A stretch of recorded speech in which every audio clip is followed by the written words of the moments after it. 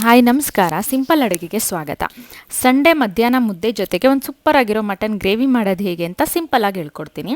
ಬಿಸಿಯಾಗಿರೋ ಬಾಣಲಿಯಲ್ಲಿ ಎಣ್ಣೆ, ಈರುಳ್ಳಿ, ಬೆಳ್ಳುಳ್ಳಿ, ಶುಂಠಿ, ಕೊತ್ತಂಬರಿ ಸೊಪ್ಪು, ಟೊಮೆಟೊ, ಕಾಳುಮೆಣಸು, ಗೋಡಂಬಿ, ಧನಿಯಾ ಪೌಡರು, ಮೆಣಸಿನ್ಕಾಯಿ, ಸ್ವಲ್ಪ ಕಾಯಿ ತುರಿ ಹಾಕಿ ಚೆನ್ನಾಗಿ ಮಿಕ್ಸ್ ಮಾಡ್ಕೊಳ್ಳಿ. ಆಯಿಲಲ್ಲೇ ಫ್ರೈ ಮಾಡ್ಕೋಬೇಕು ಹಸಿ ಸ್ಮೆಲ್ ಹೋಗೋವರೆಗೂ. ಫ್ರೈ ಮಾಡ್ಕೊಂಡಿರೋ ಮಸಾಲಾನ ಮಿಕ್ಸಿ ಜಾರಲ್ಲಿ ಹಾಕಿ ಚೆನ್ನಾಗಿ ಗ್ರೈಂಡ್ ಮಾಡಿ ಇಟ್ಕೊಳ್ಳಿ.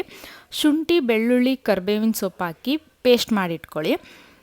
ನಂತರ ಒಂದು ಕುಕ್ಕರಲ್ಲಿ ಆಯಿಲ್ ಬಿಸಿ ಆದ ತಕ್ಷಣ ಶುಂಠಿ ಬೆಳ್ಳುಳ್ಳಿ ಪೇಸ್ಟ್ ಹಾಕಿ ಜೊತೆಗೆ ಚೆನ್ನಾಗಿ ತೊಳ್ಕೊಂಡಿರೋ ಅಂಥ ಮಟನ್ ಹಾಕಿ ಚೆನ್ನಾಗಿ ಮಿಕ್ಸ್ ಮಾಡಿ.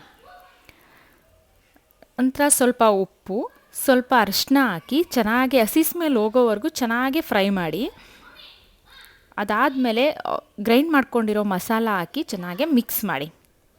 ನಿಮಗೆ ಕ್ವಾಂಟಿಟಿ ಜಾಸ್ತಿ ಬೇಕು, ತೆಳ್ಳಗಿರಲಿ ಅಂದರೆ ಜಾಸ್ತಿ ನೀರು ಹಾಕ್ಕೊಳ್ಳಿ, ಇಲ್ಲ ಗಟ್ಟಿಗಿರಲಿ ಅಂತಂದರೆ ಸ್ವಲ್ಪ ನೀರು ಹಾಕಿ ಚೆನ್ನಾಗಿ ಮಿಕ್ಸ್ ಮಾಡಿ. ಅದಾದಮೇಲೆ ಕುಕ್ಕರ್ ಮುಚ್ಚಿಡಿ.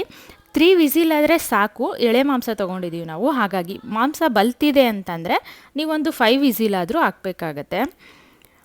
ಇವಾಗ ಚೆನ್ನಾಗಿ ಸೂಪರಾಗಿರೋ ಮಟನ್ ಗ್ರೇವಿ ರೆಡಿಯಾಗಿದೆ. ಮುದ್ದೆ ಜೊತೆಗೆ ತುಂಬ ಚೆನ್ನಾಗಿರುತ್ತೆ. ನೀವು ಮನೆಯಲ್ಲಿ ಟ್ರೈ ಮಾಡಿ ನೋಡಿ, ಹೇಗಿದೆ ಅಂತ ಕಮೆಂಟಲ್ಲಿ ತಿಳಿಸಿ.